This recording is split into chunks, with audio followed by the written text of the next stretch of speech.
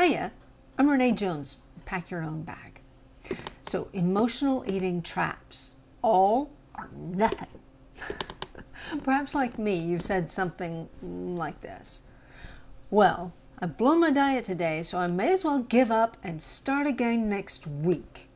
Or, if I can't perfectly stick with my food plan, what's the point?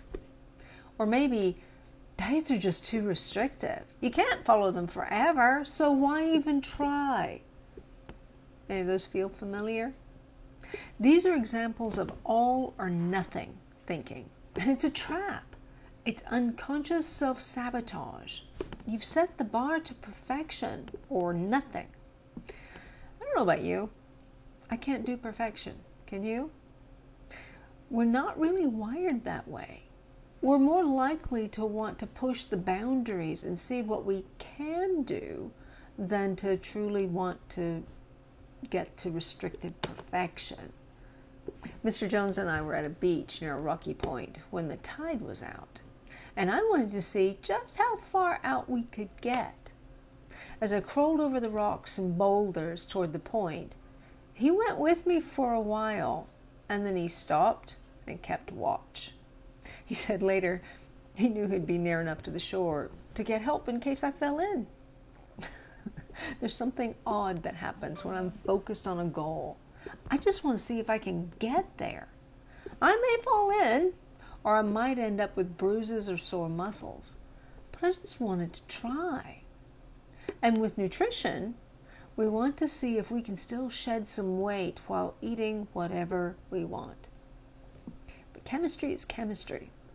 So it sometimes works for us, and sometimes it just doesn't. And when it doesn't, we feel as if we've failed rather than viewing it as a form of learning. If then we abandon it because we can't be perfect, then we're just ensuring failure.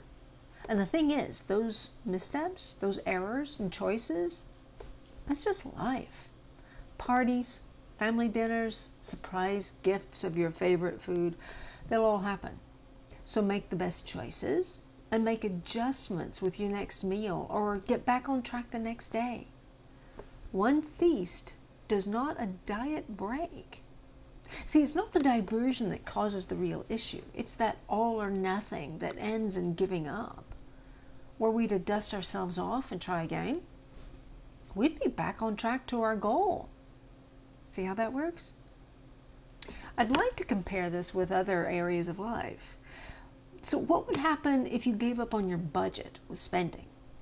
Maybe you've had a bit of a splurge or unexpected expenses. So the next week or month, you probably adjust what you buy to compensate so you can stay in good financial health, right? We tend to handle our physical health differently, abandoning our goal too easily. All or nothing thinking is a trap because it gives us an out when we get tired or fed up or too hungry or because our nutrition plan just isn't meeting our needs. It's not your fault, really. It's how we were trained in diet culture. My mother did it, my grandmother, her mother before her, and yet there are clear solutions that will make it easier, that will make it more effective, and that will get you where you want to be.